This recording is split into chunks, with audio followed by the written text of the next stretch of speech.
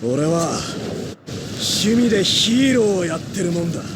The first thing you might ask yourself when you start playing One Punch Man World is, why does it take so many darn punches to put down basic enemies? It says one punch right there in the title. The reason for this was not made clear during my recent 30-minute play session. Fortunately for One Punch fans, you'll find an action game that looks and plays like an interactive version of the anime. Key moments have been accurately recreated in-engine, and you'll even be able to expand on what was seen in the show. At a glance, you might even think you're watching the anime instead of playing the game.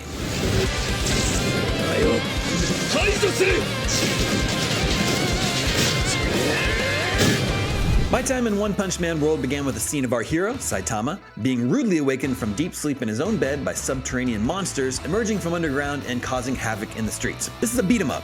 You can punch, kick, dodge, and even use a couple special attacks you'll have to build up to. Combos can be ended with a flourish that sends enemies flying into the air, at least with Saitama. Other characters from the anime are playable and presumably have their own combos. Every now and then a quick time event will occur, asking you to mash buttons to trigger an action set piece. One such event caused a highway to come crashing down, bringing the fight to a new location. Combat is a little on the simpler side, perhaps because One Punch Man World is currently only scheduled for mobile and PC.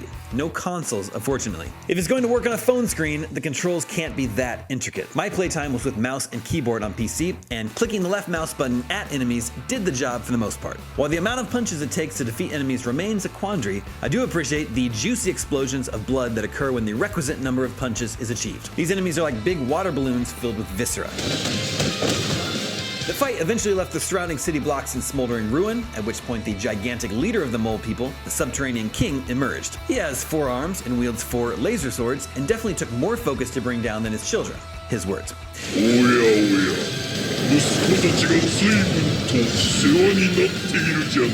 He telegraphs his enormous sword swipes, and you must make use of Saitama's dodge and dash abilities to avoid them. Then close the gap to get in a few punches. Again, why so many punches? He's literally the One Punch Man. A couple more quick time events and the king was dethroned. Outside of combat, you can explore Z City, which looks very much like a dense area of Tokyo. Convenience stores can sell you meals that provide stat boosts. Arcades are full of One Punch Man takes on classic games like bullet hell shooters and fighting games. At least one of them is playable. Panzer Cyborg, a simplistic on-rails affair where you fly over a city collecting coins and dodging the odd obstacle. Curiously, it begins by playing music from the NES game Life Force, which is a Konami property.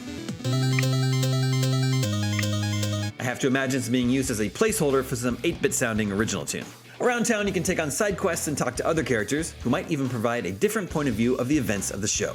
Other playable characters fans will recognize include Genos, Moomin Rider, Lightning Max, and Atomic Samurai. While you begin the game with just Saitama, other characters will be made available as you encounter them in the story. A PvE raid mode allows you to team up with 3 other players in order to take down a powerful boss like the Beast King, who first appeared in episode 2 of the anime. One Punch Man World probably isn't going to knock the socks off fans of action games like Devil May Cry or Bayonetta. Its appeal seems to be to fans of the anime and manga that want to relive some of the epic battles and spend more time with their favorite characters. Those fans can get their punch on for free when it launches later this year for PC and mobile.